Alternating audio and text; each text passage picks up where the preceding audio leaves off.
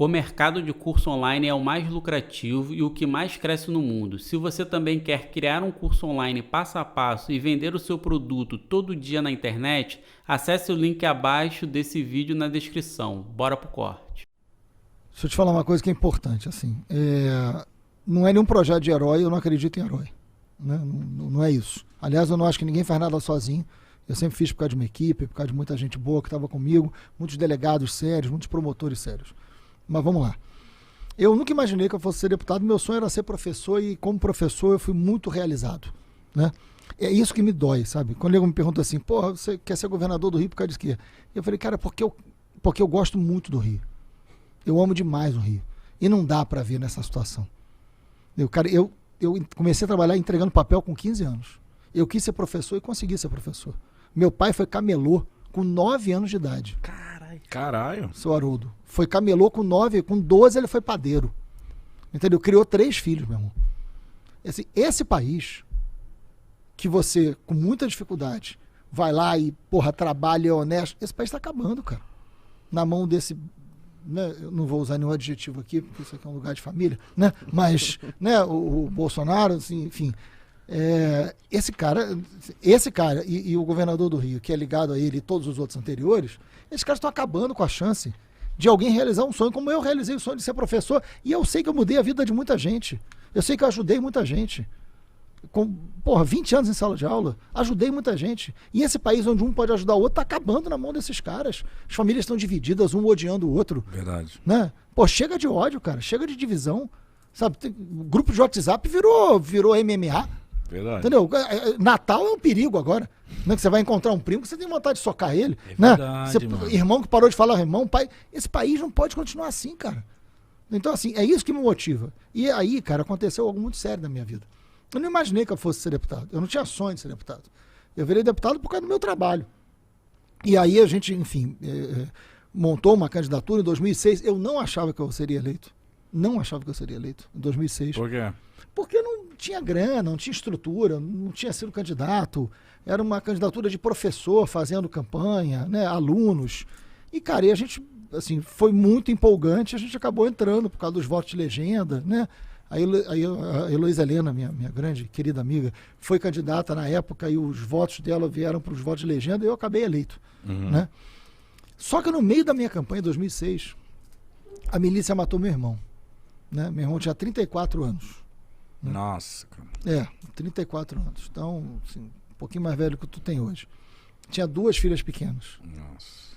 E meu irmão, só para explicar, né? Meu irmão ele virou síndico de um condomínio popular, né, um prédio no centro de Niterói, que ele tinha comprado com financiamento da Caixa Econômica Federal, que é uma coisa muito comum no meio dos trabalhadores, né?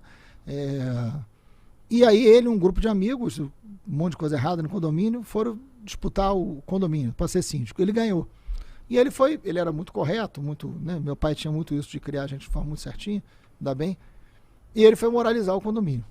Então descobriu um monte de rombo, um monte de problema.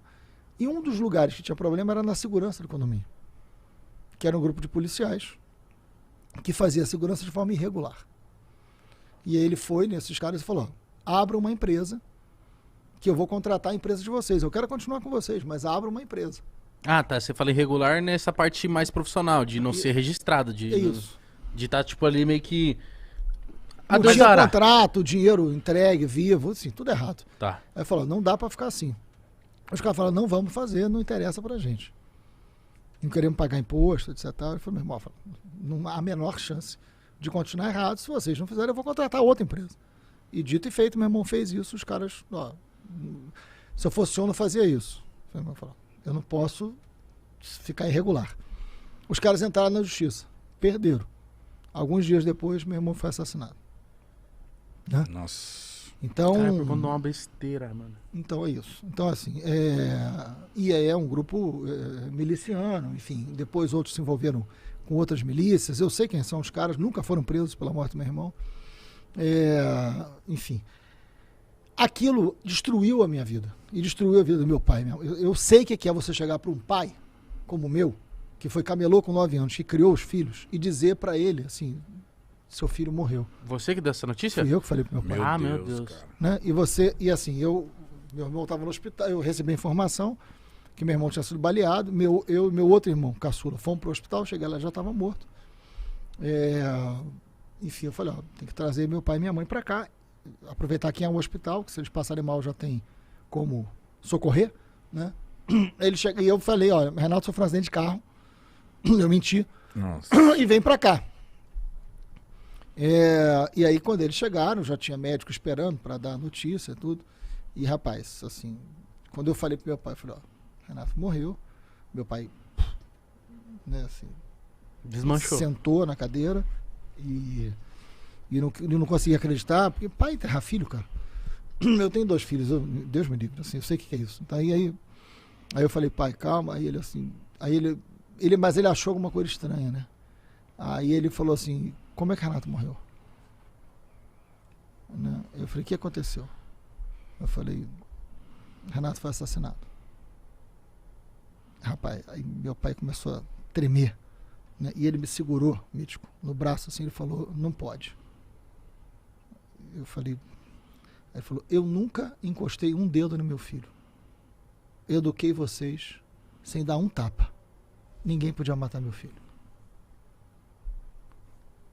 Isso, cara, foi um negócio assim que me cortou, né? Era uma faca rasgando meu peito vivo, né? Eu falei, meu pai não vai sobreviver. Meu pai não vai aguentar. E dito e feito, meu pai ficou doente por 10 anos e morreu depois, né? Mas ele nunca se curou daquilo. Meu pai ficou 10 anos doente. Sofrendo, doente, até morrer. Nunca foi a mesma pessoa, né? Eu quase desisti de ser candidato. Foi no meio da campanha, em 2006. Eu não desisti, meus amigos não deixaram, e eu fui eleito. Quando eu viro deputado, eu olho, tinha um monte de miliciano, um monte de criminoso na Assembleia Legislativa como deputado que nem eu.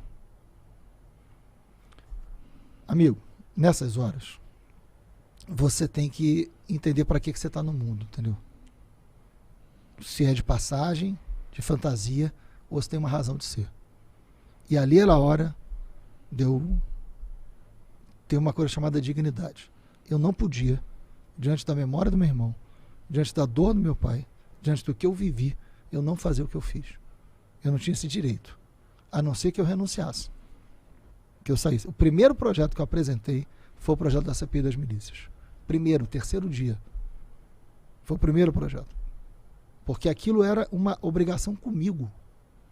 Pra quem não entende, a CPI é tipo abrir uma investigação? Abrir uma investigação. CPI das milícias, você abre uma investigação parlamentar sobre aquele assunto. Isso ficou 1 ano e meio trancado. Isso que eu ia te falar, o pessoal não falou, não mexe com isso não, cara. Claro, Você vai se não fuder aí. mexe e não mexeram. Ele ficou 1 ano e meio trancado porque eu era minoria. Os caras eram maioria. Até que um grupo de jornalistas foi fazer uma matéria sobre milícia e foi descoberto e foi torturado. Isso até está no filme. No filme eles morrem, na vida real não morreram. Mas foram brutalmente torturados. E aí a imprensa inteira começa a exigir que a CPI fosse aberta. Você falou do filme, o Fraga é inspirado em você. Que é feito pelo Irandir, que é um espetacular ator. Mas sensacional. Mas você não pegou a mulher do Nascimento. Não, tem limite pra tudo. Não. Tá, porque pra quem não sabe, o Fraga ele aparece só no 2? Só no 2, né? Só no 2. E aí, eu quando descobri isso, eu fiquei tipo, caramba, que foda, tá ligado? Isso, cara. E aí, por isso você fala no filme, eu queria toda a parte contextualizar. das mulheres é ficção, tá, gente? Pelo amor de Deus, já tem problema demais, né? Já tem problema demais. Mas então, cara, meu pai falava uma coisa, meu pai era muito simples, cara, muito simples. Mas ele falava umas coisas muito bacanas, né?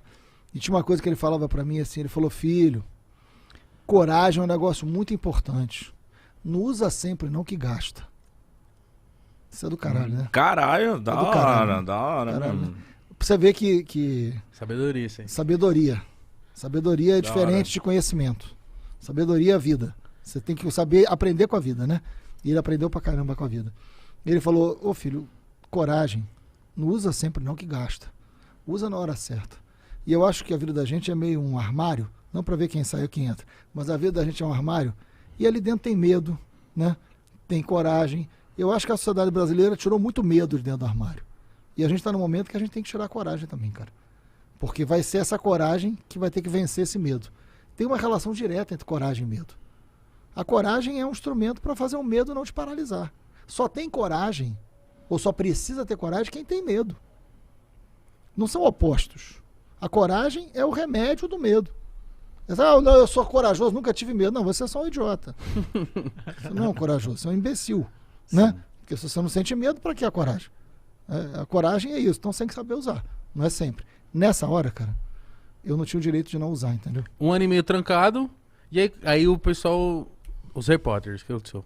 1 ano e meio trancado, aí os repórteres do jornal O Dia, na época, foram fazer uma matéria na favela do Batã, foram descobertos pela milícia, barbaramente torturados. Nossa. E liberados. Barbaramente, covardemente torturados. E aí o jornal O Dia, e aí o jornal o Globo, e aí todos os jornais, televisão, começaram a falar, milícia, tem um pedido de CPI. E aí quem é que tinha feito o pedido de CPI? Eu, sozinho. E pelo regimento, ou seja, pela lei da Assembleia Legislativa do Rio, quem pede, preside. Né? E aí o presidente da Assembleia Legislativa, na época, me chamou e falou, a pressão está muito grande, não vai ter jeito, eu vou ter que aprovar. Você tem certeza que você vai querer fazer isso? Eu falei, vou e preciso de condições. Ele falou, você vai ter todas. E realmente me deu todas as condições. Quais eram as condições que você precisava? Eu precisava de sala, de estrutura, de articulação com a Polícia Civil, com o Ministério Público. Segurança também, Segurança. Então a gente montou e de lá para cá eu vivo com segurança sempre. Cara, mas isso foi muito grande. Isso não, foi e muito teve importante. Consequência, né? Os caras foram presos, né? Foram quantos presos? A CPI indiciou 242. Nossa! Prendeu indiciou. Todos? Prendeu muito mais. Mas porque, todos esses verdade, indiciados... Todo mundo.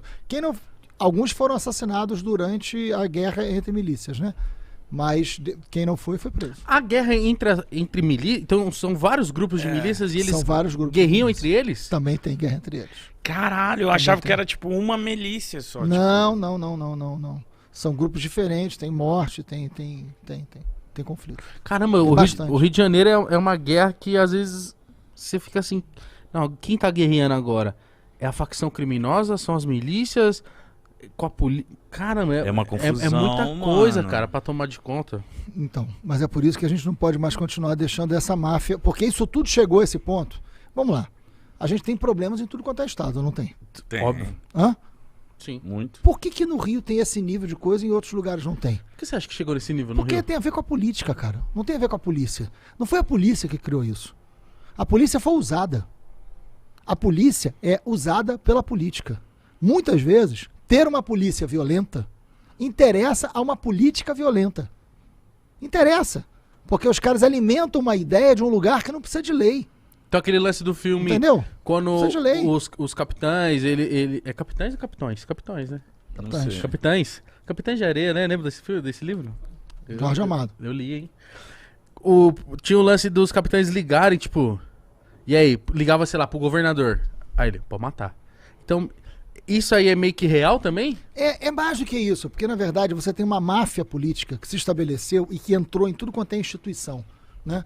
A ideia de corrupção, de violência, você tem um grupo político, que é um grupo político que transformou o Rio de Janeiro num grande escritório do crime. Onde você tem matador, você tem jogo do bicho, você tem milícia, você tem máquina caça-níquel, você tem tráfico, né? Você tem domínio de território. Os caras se elegem assim. Né? E o Rio virou um grande balcão de negócios do crime, onde a ordem ou o Estado funciona no crime. É isso que a gente tem que acabar. Porque para esses caras, ter uma polícia violenta que chega a mata 9, que chega a mata 20, cria um caldo de cultura, cria uma imagem que o Rio é isso mesmo. Então é isso mesmo, tem que matar, o pobre tá lá e a máfia continua ganhando dinheiro com crime. A gente tem que ganhar a polícia, a gente tem que disputar a juventude. Pô, vocês sabem da importância de projetos culturais na periferia. Cara, eu tô conversando aberta com as igrejas. Tem que chamar as igrejas, tem que chamar os setores da cultura, principalmente quem trabalha com a periferia. A gente tem que disputar a juventude, cara. Eu quero tirar cada jovem de tráfico, de milícia, tem que disputar esse moleque, cara. Esse moleque gosta do hip hop, esse moleque gosta do funk, esse moleque gosta do samba, esse moleque gosta de esporte, gosta de futebol. É com isso que a gente tem que entrar nesses lugares, cara. E disputar esse moleque, tirar esse moleque dali. Porra, eu fui criado num lugar violento pra cacete, cara. Droga pra mim era um inferno. Eu tive um amigo assassinado na minha frente com 13 anos de idade, cara, por causa de droga. Eu fugi de droga, eu nunca experimentei. Porque morria de medo. Morria de medo. Fui jogar futebol de salão, fui jogar futebol pra fugir dos lugares onde ficava droga.